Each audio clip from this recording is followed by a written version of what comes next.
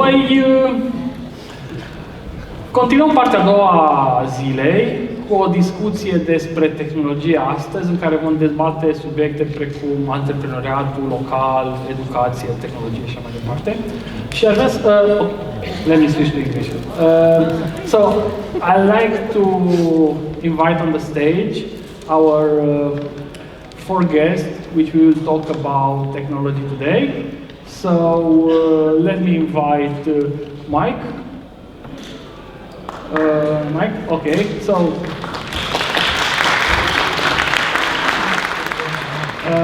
you all see Mike's presentation, but I hope we can still get more about technology from him. Let's continue with Voicu. You know Voicu. Voicu is the CEO of AROBS.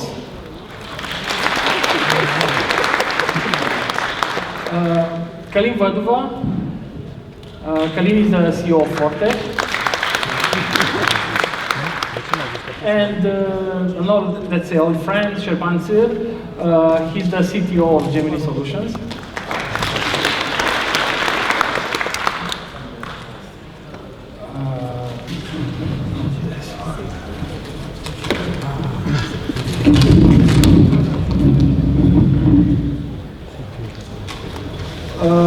Okay, so let's start. I'll encourage you, if you want at some point, to raise your hand to ask questions if you want.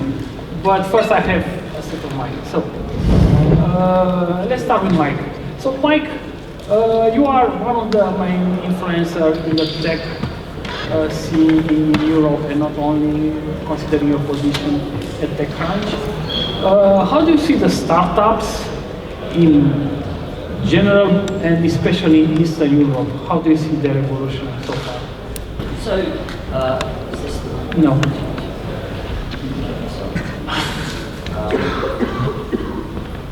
There's a mute button. It's okay. Two. Okay, we're on. So one of the things is that you'll see is that there's some fantastic talents, fantastic engineering, fantastic developers, design, etc.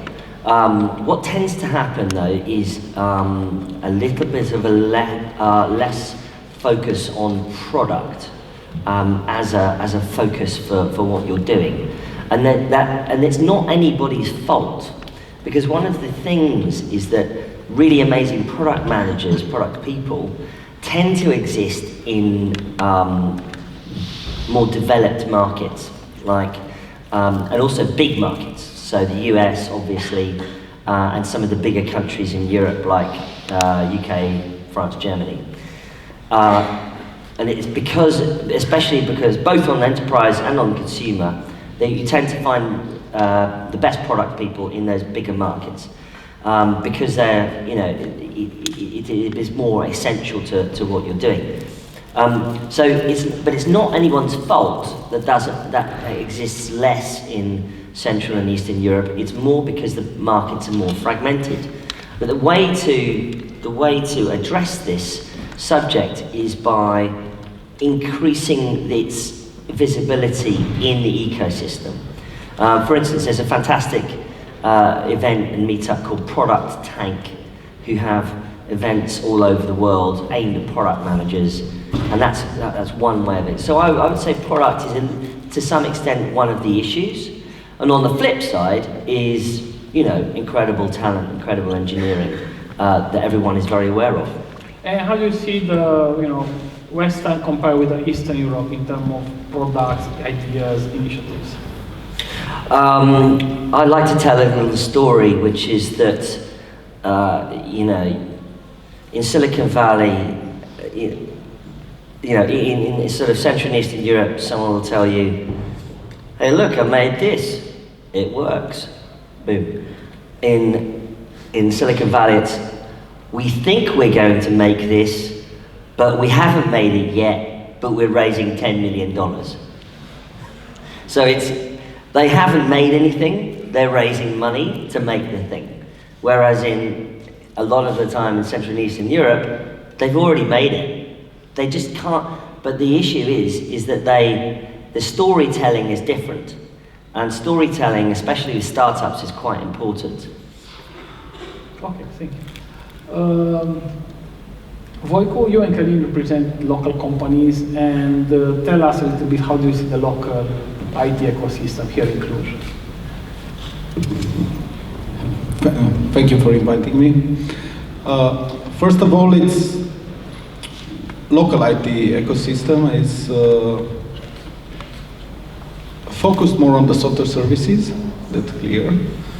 That means we are growing people and develop products for some other countries. Some of those are successful, some don't, so it's a matter of also the investors. Local ecosystem evolved in the last years, especially in the software services, from a broad approach to more focused one. So now we see companies specialized in security, specialized in travel, in automotive, maybe in some AI, in all different areas.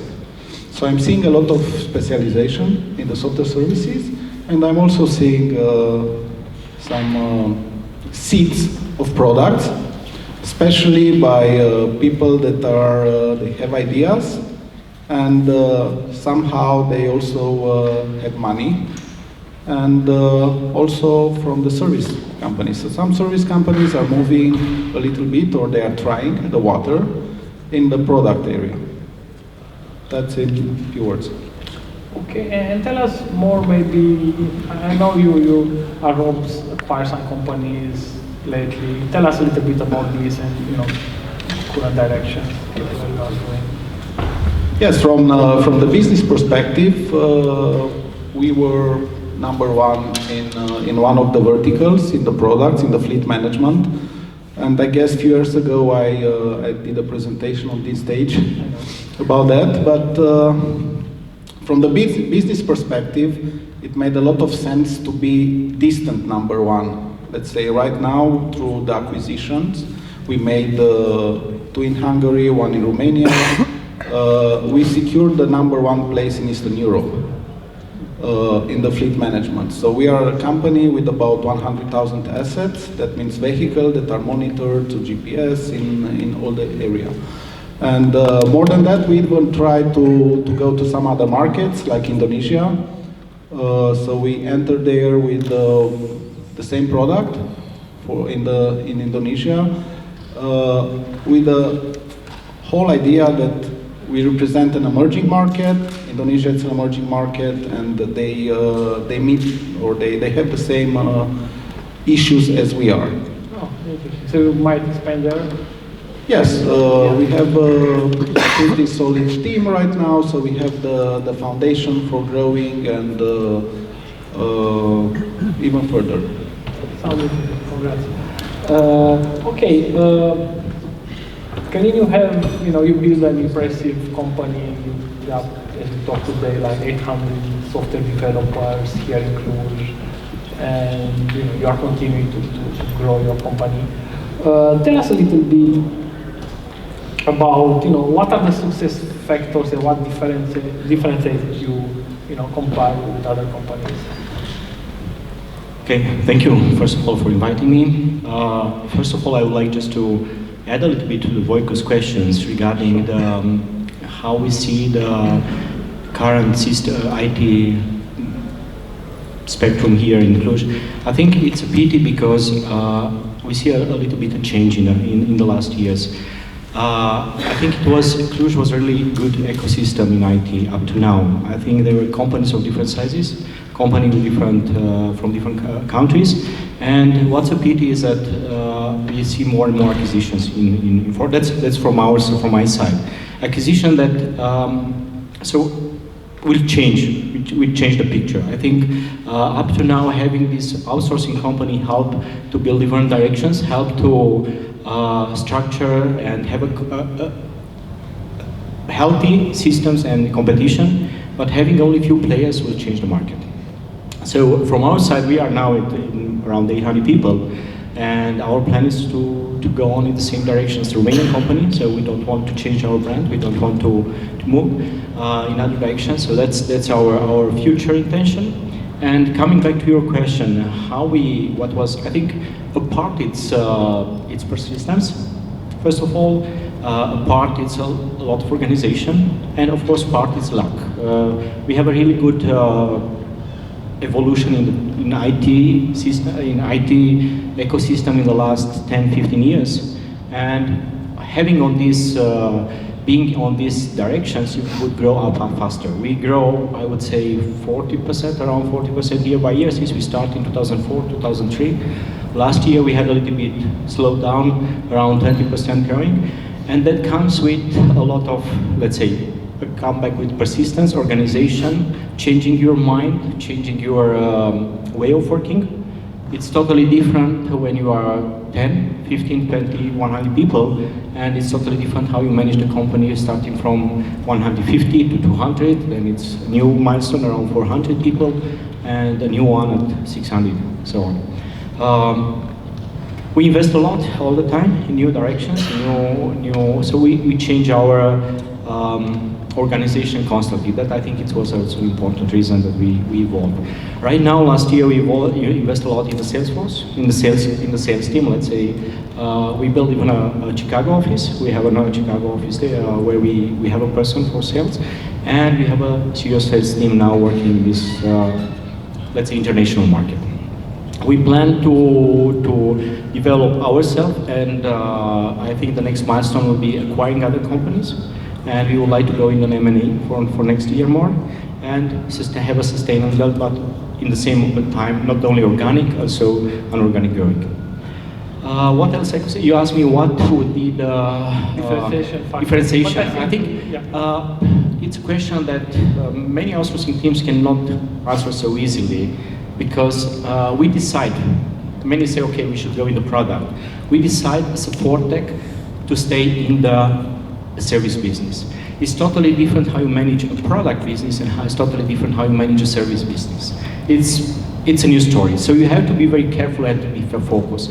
In Fortech, we realize now that we cannot move in hundreds of directions. We have to decide where it's our path and choose our way. One important success factor was that we are a reliable company. We work with many partners. And we have, let's say, partnership for 10 years, going on, and we prove ourselves reliable. Being reliable, it's easy word. You just say that you are reliable. But behind that, it's more than that. I just give an example. Customers calling you at middle of the night from Singapore at 3 o'clock. You have to act, you have to make a solution, give a solution, go to your people on board and find solution. That's actually reliability. One example, but there are many others. Okay. Thank you. Șerban, you are the CTO of a company who's building startup solutions mainly and bring innovative software and services on the market. You have customers from Silicon Valley and Europe. How do you see the technology scene from a CTO perspective? What are the current trends right now? Okay, so it will be challenging to discuss about technology trends after Mike's presentation, which were very comprehensive, but I will try to put it on a different perspective, let's say from a logical perspective. So my understanding about the current wave of technologies is that happened at the moment when we observed that we are generating a lot of data, what we are calling today big data. And this happened a while ago once the social network were out. So we were being able to generate logs, user behavior, events, and so on. Right now, the spectrum of events that are generating big data are IoT things and so on. And we have to face it somehow at that moment. So in order to face it, big data came out.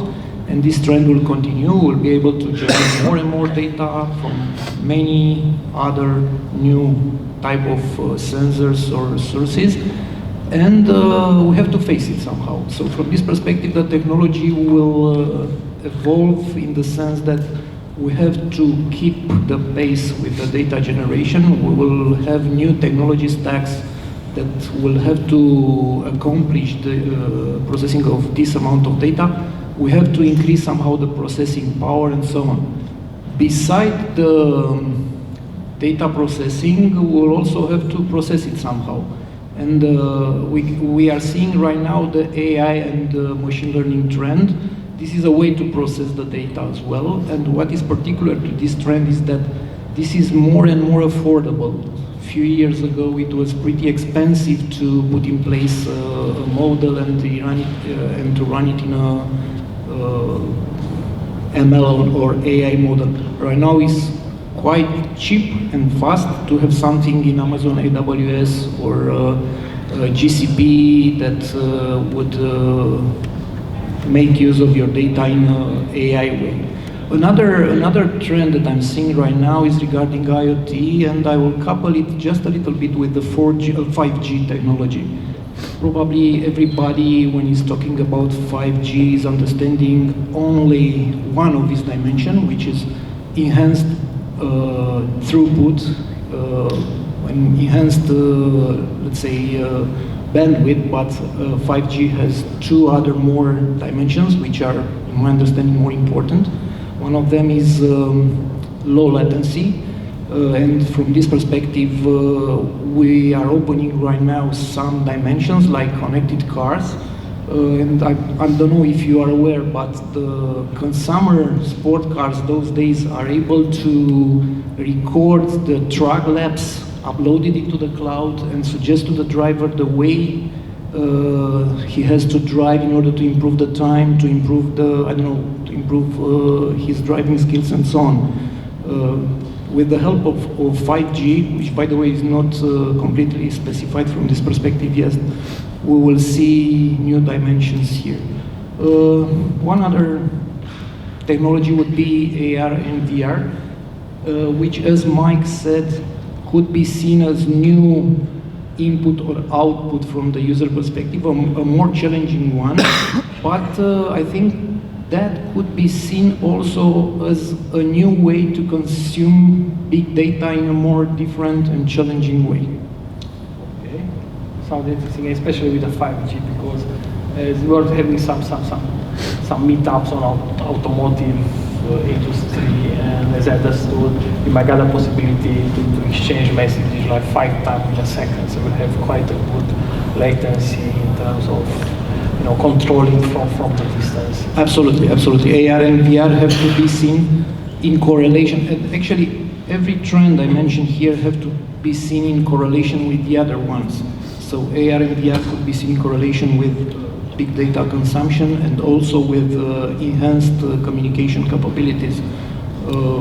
Also, IoT comes together with big data as well, because the data that the sensors are providing have to be processed somehow, and there is a huge amount of data. IoT is generating more data than any other social network or whatever source of data could you be. One quick question: are the customer and startups already asking for this kind of 5G software, or they are just looking for next years? Right now, in my understanding, 5G is not yet finalized. Indeed, one of the components is finalized, the one regarding enhanced throughput. But once the other dimension will be fully specified, we will see new opportunities. Right now, everybody understands by 5G only on a higher band network. As soon as the other dimension will be out, we'll face a lot of other openings. Thank you. Mike, we are coming back to you. So basically, in terms of local entrepreneurship and startups, we got the Romanian unicorn like UiPath, but as you see it from outside, how do you see these Romanian companies or Eastern Europe companies? What do you think are their strengths in order to provide more unicorns and more successful products?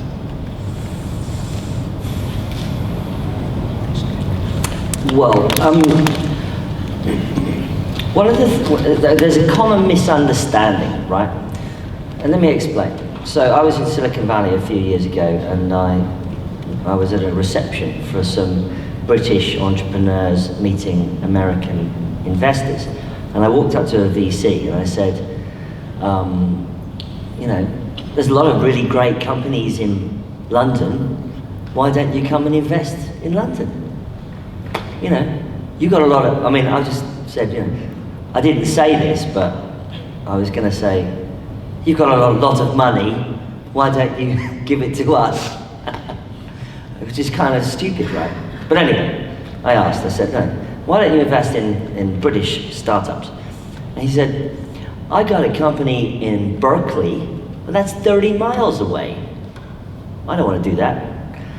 And it's a strange answer. What he's saying, he doesn't want to have to drive around. Now, the first thing you've got to remember is that investors are lazy, okay? They're lazy. They want to meet entrepreneurs on their doorstep. But the reason it is really simple, because when they invest in companies, they want to be on the board and they want to do board meetings. And they're not going to do board meetings via Skype or Google Hangout. They want to sit in the room with the entrepreneurs, with the teams, and say, is it working? And look at them and go, is it working? And talk to them. And so it turns out, we didn't really, you know, it's not often talked about, that venture capital and investing in startups is actually quite a regional game. It's regional and it's local. So you have to have investors who supercharge companies which are local, which are close to you. So, surprise, surprise, there's lots of money in San Francisco, over 50, 60 years since the end of the Second World War, and surprise, surprise, you get more startups. London is the biggest venture capital city in Europe, lots of companies. So, in order for ecosystems to develop, you have to have, in order for startup ecosystems which are based on product, not service companies, product, then you have to have investors. And you can't have those companies without those investors. You can incentivize them. You can have a government that says, you know what, we're going to give you an amazing tax break if you become an investor. In London and the UK, we did a thing called SEIS, Special Enterprise Investment Scheme. And that allowed an angel investor who'd made some money in property, maybe, or something, or manufacturing, to suddenly go, I'm going to take a stake in a startup, and I will get a big tax break if I do that, because it's risk capital. I'm investing in money in something that is risky. But I have a good incentive if things go wrong. So this is what powers things up. Germany has copied Britain's policy. France has copied Britain's policy. In the US, you don't need to copy it because nobody pays any tax anyway, right? So there's a lot of incentive to do that kind of thing. So what we need to do to enhance our ecosystems in Europe, and especially in Central and Eastern Europe, is to incentivize investors who are here right now, in Cluj, right now in Romania or Bucharest, incentivize them to invest in smart young entrepreneurs like you, or old ones, doesn't matter. I don't care how old they are, but invest in them, and then things will start to take off. The other thing that's happened is that you'll get entrepreneurs who've done well here, maybe they've done a kind of a company or done well. They've gone somewhere else. They went to London, or they went to Silicon Valley, or New York, or whatever, and they did well. Then they go, oh my God, I'm coming back home because I'm investing in my area. I want to go see mum and dad. I want to see my family, and I'm going to invest in startups because I've done well. And they come back as entrepreneurs. But you have to wait for those guys to do well, and then maybe you get people, returnees, they called. So re-immigration. And so those are other ways of doing it. But venture capital and investing in product companies, not outsourcing, not service companies, I'm talking product companies, startups, is more local than you think. But the other thing is, look, I mean, guys, I came here on a plane. You can come to London and pitch investors, and they will invest. But what they'll do is they'll say, I'm going to invest in you, but one of your co-founders is going to be near me. They're going to stay in London. Or one of your co-founders is going to stay in San Francisco. And the other co-founder stays back in Cluj, or back in Bucharest, or back wherever it is, and they run the development team. And that happens everywhere. Everybody is doing that from Europe. The Israelis are pioneers of this model. Development team in Tel Aviv, entrepreneur, one of the co-founders in New York, sales team in New York, Chicago, whatever, or London, whatever. So everybody does it, and those are the very simple ways to do it, but you have to just sort of spell it out. This is a very long answer, I apologize. Oh, so fine. I will shut up now. Yeah, thank you. I mean, you got a really good picture, and I Yeah. think if there are, good startups in the room, will follow your advices. And I don't think we have officials, but you got a good suggestion with tax exempt from the government if you made this kind of risk.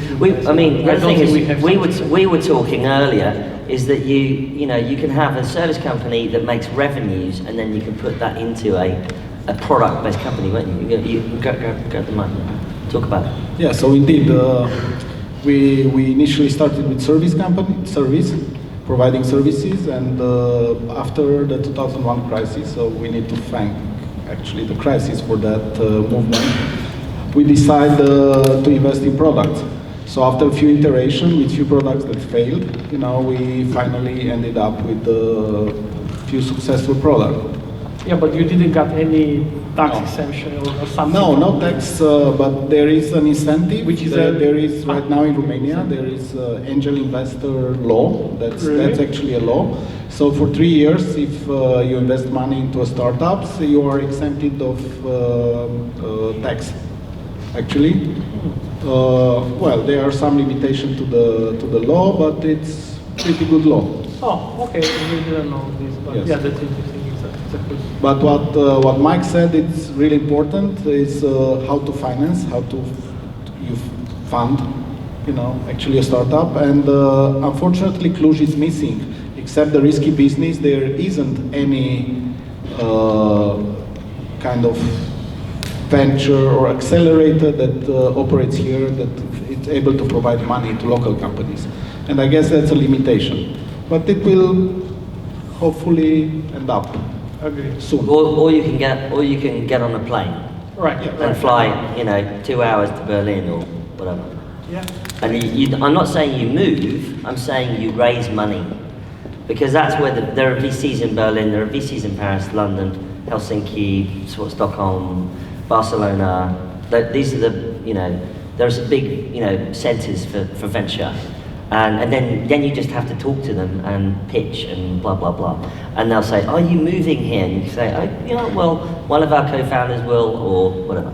You just figure it out. Makes sense. Yeah, well, on the other side, that usually ask you to incorporate the company in either That's the other Germany thing, yeah. and UK. Yeah. So that will not help the ecosystem, but will actually preserve the actual system. No, but it will, because then what you do is, okay, you make it the HQ in London or whatever, you make a subsidiary here, but then eventually when the company does well, there's an exit.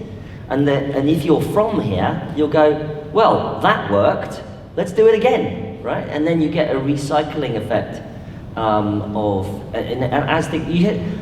okay, this is crazy, right? So Slovenia is tiny. What is Slovenia? 1 million people? What? 5? Really? I thought it was smaller. Okay. So Slovenia, yeah, like 1 or 2 million people. What did you think I said? Slovakia is bigger. Okay. The other one, I always get thinking of Slovenia, Slovakia. Now, during the 1990s, everyone was far too young to remember, they had a civil war in in the former Yugoslavia, everybody knows. And when the planes were bombing the shit out of everybody, Slovenia was neutral. It wasn't part of that war. And so when the war ended in the 1990s, there was all the infrastructure was still there. All the telephone lines still worked, telecommunications, you know, water, gas, power, all worked. And when that was all done, they accelerated their economy much faster than everybody else. Tiny Slovenia ended up becoming quite a big place for startups. And the government doubled down, because there was nobody there. I mean, like, there's hardly anybody there. There's more people in my part of London than in the whole of Slovenia. And there's no home market, so you have to think internationally. Now, one of the slight problems with, how many people in Romania?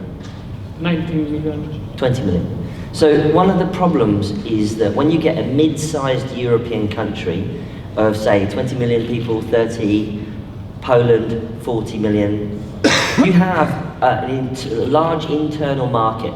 So you can do a company and you can serve your home market with 20 million people, no problem. So you can do the, you know, Romanian version of Uber or whatever, food delivery startup, and you'll do well. But it won't really innovate. It will probably, you know, do some innovation, but not much. And it can't expand internationally.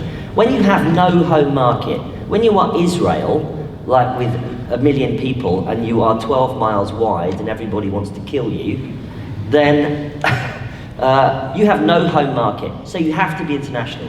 When you're Slovenia, with 1 million or 2 million people, no home market, have to be international.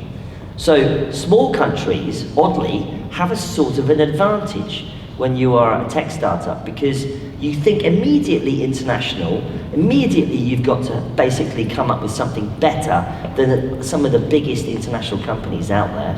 You can't really clone because there's no home market to clone for. So you have to be really, really kind of hungry and think. So that's another, it's a thing that you kind of almost think Romania is a small country, and you have to just think that way, and you sort of you end up with a much better approach to doing startups. Sorry, I'm talking too long, but no, that's interesting. But these are, I mean, I'm just trying to kind of get what I've learned from coming to this region for the last few years. You see what I mean? Sounds great. Voicu, tell us a little bit about, you know, startups you have invested so far. I know you have a list there. If you can name some of them, of course. Yes, of course. There are different startups in different stages, so I scanned the market. Besides from investment that I made to complement our product portfolio, like the acquisition in order to consolidate the market. Also, we invested in the CRM product, in the CRM team based in the south of Romania, or also in a spin-off from the multinational company in the HR field. Okay. So beside this, where I have majority, I also invest in different startups where I act as angel investor or co-founder in different stages. So one that you maybe know, it's Ebrisa, the company who's doing software for the restaurant business. Okay, yes. Where we are together with several other investors in Cluj. And the goal is to build a solution for the restaurant business, plug and play. That's one. Like a cashier or something? Yes. You might see today an interesting startup.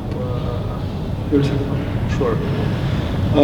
There are different others, because what I'm doing is I'm also an investor like many others, Romanian entrepreneurs in the risky business. Okay. So you invest there. You invest. Yes, that act as a vehicle for early stage investment.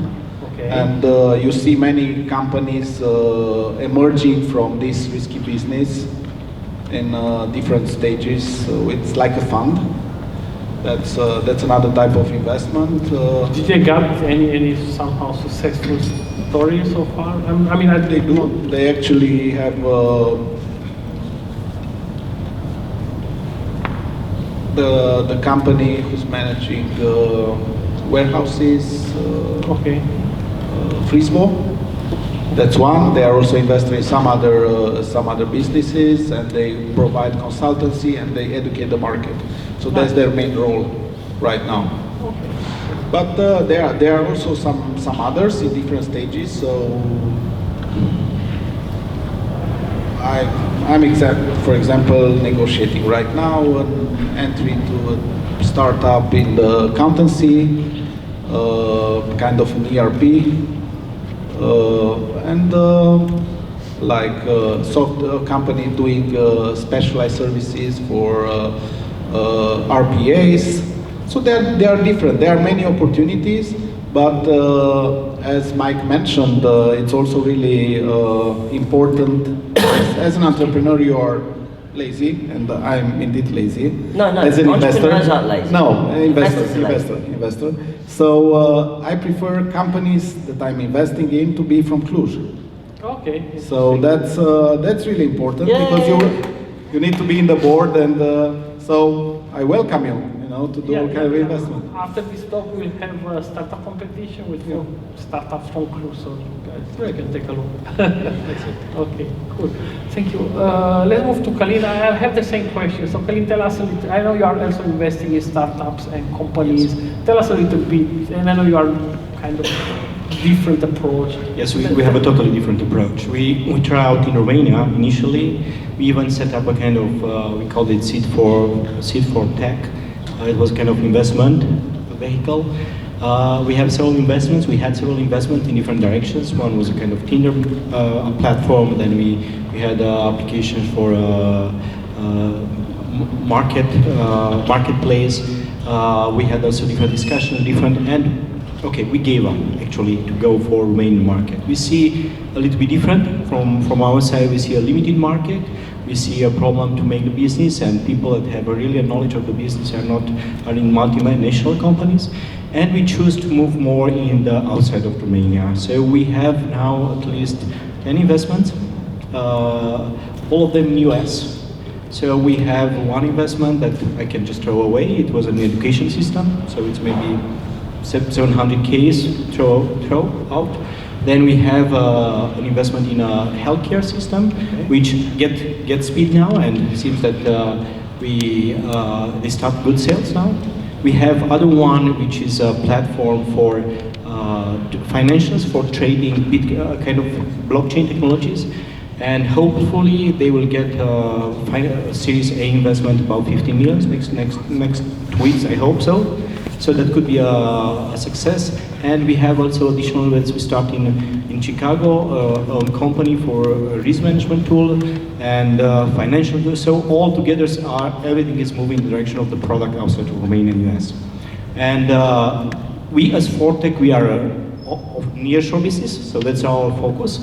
But for the product, we invest in the product where we can see the drivers. We can see people that can drive the business. They can understand very well the market, they can understand the customer well, and it can grow up the business internationally speaking. So that's our approach. So we cannot say that up to now we are successful from the product. We are keep trying, and maybe we'll come back. Also in Romania, after some experiences, I don't know yet. We try to understand more what means venture capital. We don't know yet. We have to. We are a structured business in Fortech. That was the process, one aspect and one point that helped us a lot, and we would like to go on also in acquisition in a more structured way in the next future. Okay. And your US investments are somehow, for example, if you invest in a US company, is it anything related with the Fortech here from Cluj? I mean, you try to help them also with the software and services, or we have both approaches. Okay. In some cases, we do also, but that's a separate deal. Okay. Okay. So we came as an investment on one part, we are in the board of that company, and so developers are like, that it's done with them. But sometimes they are connected. So you sometimes, Yeah. I mean, you have your quality here, you know, for it, and you can apply Yeah. there if it makes sense. Okay, thanks. So I hope that in maybe in 1 year, 2 years, I can say, okay, all these investments pay off. But up to now, so hundreds of millions, just spent millions of euros every year. Which is a little bit crazy, but let's hope that it's going to be Anyway, keep good us in the posted future. on this. I hope. I hope to come with good news. Good. Okay, thank you. Șerban, if tomorrow you'll have to invest, for example, in a startup, since you are a technical guy, let's say here, in what domain do you think you would like to invest? Okay. I have many ideas. Okay. There are actually many ideas out there, you just need to see them and to understand them. Everything comes natural. For instance, one idea, I was talking with Voicu just before getting into the stage about the sport in Romania. I would invest in an application for promoting sport for masses, for regular people. So professional athletes do have coaches that understand the way they react and tell them exactly what they have to do in order to make a good progress. But lately, sports like running, swimming, cycling, even full contacts are getting more and more popular, and not only in Romania or around the world. And actually, there is a lack of applications that offer custom advices to the people they want to follow a sport. So in sports, it is very important to understand the way your body reacts, the way you are eating, the way you are sleeping, and coming from here to offer you customized advices. There is a lack of application on this domain. That could be a potential idea.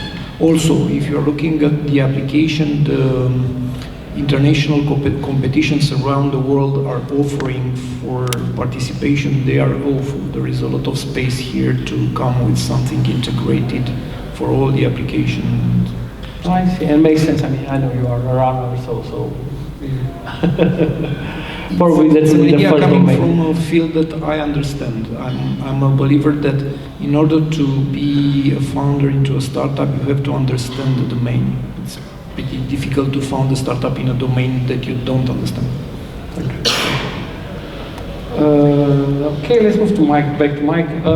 So, Mike, you know, talking about technology, how do you see this idea of human connected, you know, machine connected with human technology interface? How do you see this direction? Do you see will, you know, happen in the future, or will it be just something that will be delayed?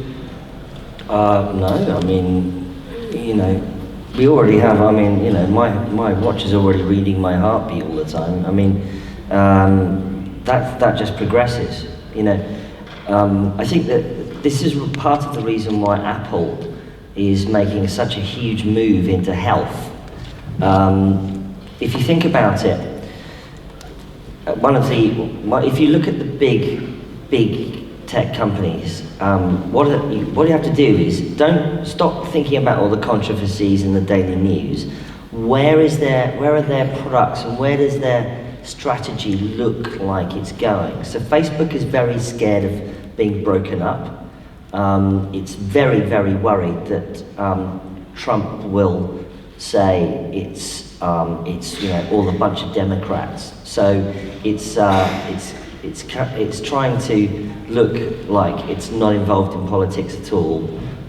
We'll just stand back and let the dumpster fire continue. And so it doesn't, because it doesn't want to be broken up into WhatsApp, Instagram, back into separate companies. It's a bit like, yeah, it's like what I said in my speech, a big oil company with, you know, owning the gas station and the petrol pumps and everything else. So it doesn't want to be broken up.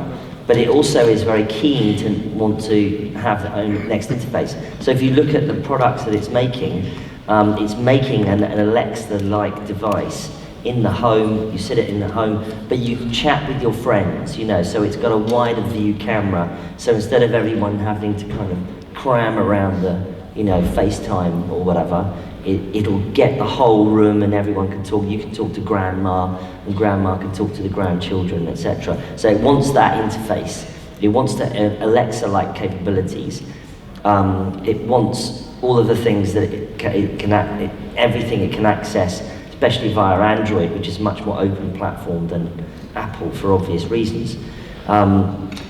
Google similarly is bought Fitbit because it wants to own data about health, but it just anything. It wants to own location, where you walk around with your Fitbit device, which is really now just a glorified watch with lots of bells and whistles. And gradually Fitbit, although it looks like a Fitbit, it does other things. It tells you your calendar, it tells you how many steps you've taken, as well as all the other health stuff.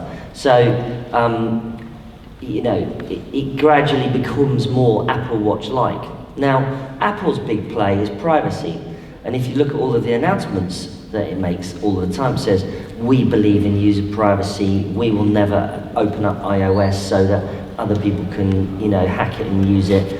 We are all about your family, your photographs, keeping you safe.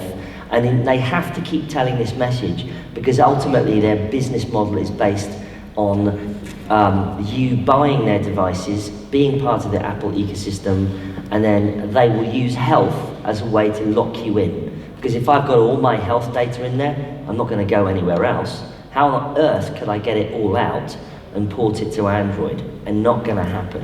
So health is a massive, massive thing for Apple. Yes, gradually the user interface isn't really interface in the sense that, this thing, as well as, your watch and whatever, it's the things that you wear or you might implant even, for instance.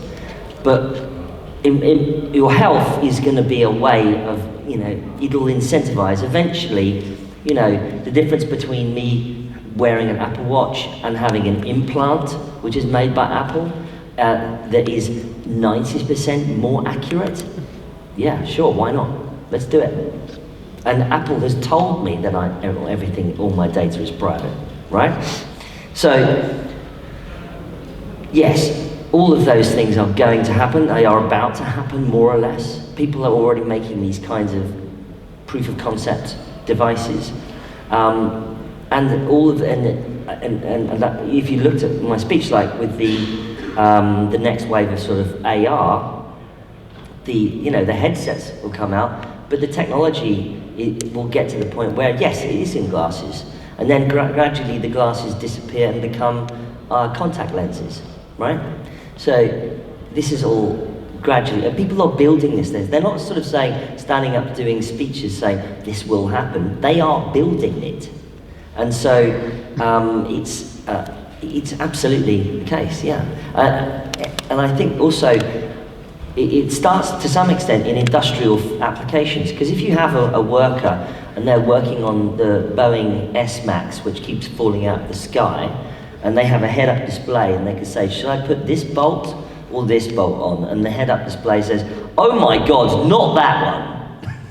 This one. You go, okay, whoa. And you remove the human error that would be inside that decision.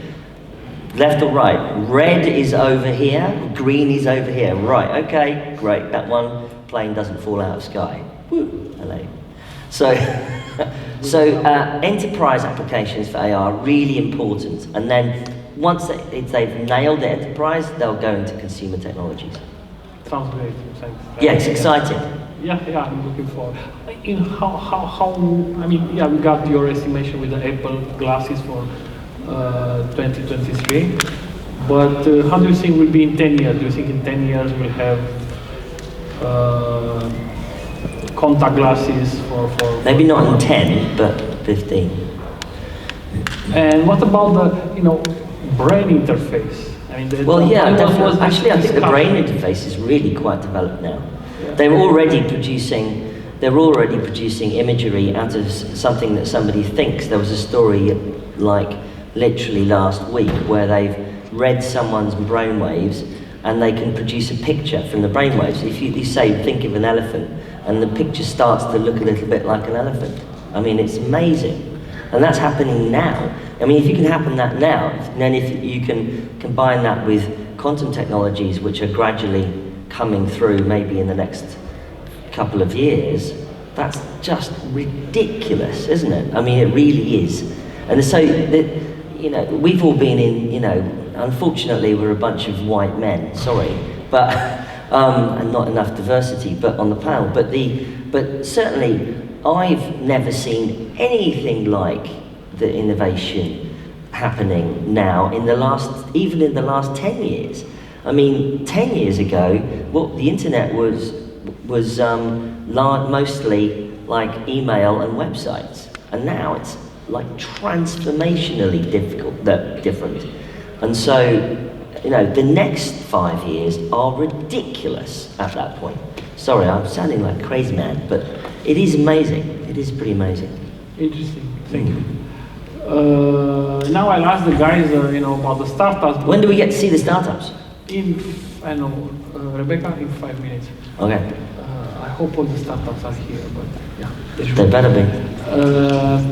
Okay, so for the rest of the guys, because you'll ask the startups questions, so I keep you on the stage. But you know, what will be your advice for a local startup to succeed? I start? Well, actually, for the local startup, it will be to start. Okay. You know? So to make a step, you know, every run, every marathon is starting with the first step. So I would suggest them to actually start doing this. Even, and like Mike said, you know, there is a big difference between how to raise money in Silicon Valley and how to raise money in Romania. So I guess they need to prove something. For me, it's really important for them to prove something, either their competence to manage teams, to raise money, also to convince us as investors, and to have a minimum viable prototype, to have something to show. And then the things can evolve from that stage. So the 3F, it's really important, friends, fools, and family. Also to align something, because I saw in the maybe a few years back different people coming to me, hey, I have a great idea, and I just need money, you know, but no competence, no skin in the game, nothing there. So skin in the game is really important. So and also behind the idea there should be a great implementation. Yeah. That's mine. Makes sense. Călin, if you want to add? So I would say, first of all, it's just jumping in the cold water. I would say it's not always the wise thing to do. I would say, on the other side, it's not make sense to spend too much time thinking about that, because you are not doing anything. So I think it's something like you should prepare yourself on a certain level, and then you have to act. But when I say preparation, I think first of all you have to understand the clients and the problem. If you don't understand that, if you are not working in a field of healthcare, and you start just from IT in a healthcare and don't see what's there, it doesn't make sense. I think you work many startups in Romania come with IT in mind, with technology in mind, and this is where I see an issue with that.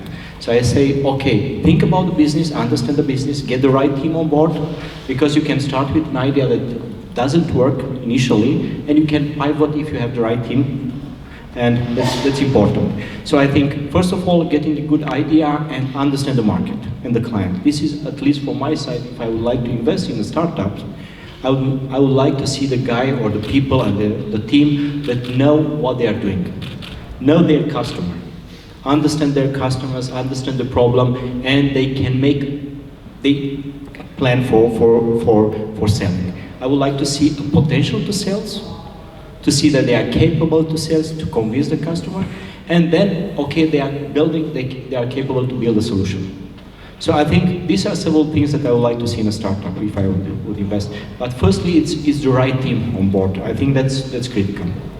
And talking about, many people are talking about financing. I think in Romania there are a lot of money to find, but there are not enough businesses to make these investors ready to invest. I see. But because I don't see, I see only initially I thought, okay, there are no money in Romania. They are more than the market can absorb in this moment. So that's why people are investing in real estate, and it's the biggest building business. There are money a lot in the real estate, but unfortunately there are not many people that are really investing in the real business that come with value added, like business that produce products or build something, because we are still far away about potential to move outside of Romania. And we don't have enough capabilities now. That's my point. Agree. So I'm saying you need mature product, you need good it's product knowledge, maturity in the business. Not only people are, okay, I come with an idea and IT, technically, okay, let's do that. Because I see working as an Uber in US. Okay. That's my opinion. It sounds great. I mean, I think both of you created a nice ecosystem expectation. Șerban, how do you see, what the startup should do? I think there are many advices that we can give them, but depending on the specific of the startup, because any startup has its own specific. But anyhow, some general advices would be, first of all, to understand the domain, to be a domain specialist from the business perspective, as our colleagues here on the stage said, because it is important to understand how the product is supposed to be sold from a business perspective. Someone have to pay money to use the product. Besides that, the skin in the game, it's very important. Skin in the game meaning also the fact that the entrepreneurs have to understand that being an entrepreneur is not as convenient as working in a big company. When you are an entrepreneur, you are like an acrobat without the safety belt. You are risking a lot. If you are losing everything, and you have to take it from zero. Sounds great, thank you. We can take one question from the audience if you have one question.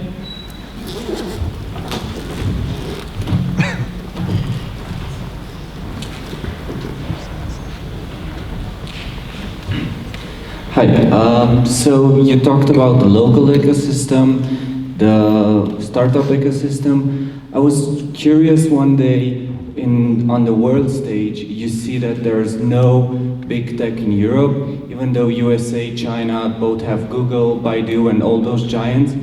Why don't we have that, even if we have like big investors and capital in other areas like London? And is it a bad thing that we don't have big tech and giants in Europe? I can take that. The simple answer is that Europe is not one big country. So even though population-wise there's 500 million people on continental Europe, and it used to be 550 before the UK left. And it hasn't left yet. Let's stay in. Simple answer is you need a really big market, obviously. So, Facebook starts in Harvard, goes to San Francisco, they got 300 million people to play with. Sophisticated, everybody speaks the same language, boom, off you go. In Europe, it's a dog's breakfast. It's appalling. There's everybody speaking different languages, different cultures, etc. So that's been much harder. I mean, it doesn't mean to say Europe can't produce unicorns, and it has. Klarna is one of the biggest payment companies in the world. Hardly anyone has heard of it. Came from Sweden. It's the most valuable private company from Europe right now, worth hundreds of millions of dollars. But it's in enterprise, right? So we haven't necessarily produced big consumer tech plays, because for a consumer tech giants, you need giant markets. So yeah, that's the issue. But in enterprise or business platforms, there's some fantastic European tech companies, and occasionally we get some good. SoundCloud came from Berlin. It didn't become a unicorn, but it's still quite a big platform, etc. I would just like to add one thing. I think many people have the impression that all big companies are in the US. Indeed, there are big companies in IT in the US because there is this investment, IPOs, and you have to put a lot of money to grow up. For my side, sometimes it's like a Caritas game. So you don't know where to go because it's not anymore business, it's a financial game. But you have to keep in mind that in Europe there are so many very, very healthy companies. There are in Germany, I think Germany is not known for Daimler, or it's not only healthy because of Daimler, Bosch, I don't know, big companies like Audi or let's say the car industry, but they are this called Mittelstand companies. Mittelstand, they are small companies, special, really successful, international. And for us, for example, we are working at least for 10, 15 companies like this one with successful products, software products, international. Indeed, they are in enterprise business. They are not end consumer, but this company, let's say, value. They are not seen as, so many people see the success. Build a company, sell it, exit. These guys are not thinking about that. They are thinking about build a company and exist for next 10, 15, 20, 100 years. And I like that model for myself. So you have to see, they are big also in Romania, in Europe as SAP, but many are not so big, but they are very successful. Okay, great, thank you. With this, we are ending the panel. Thank you very much for our guests.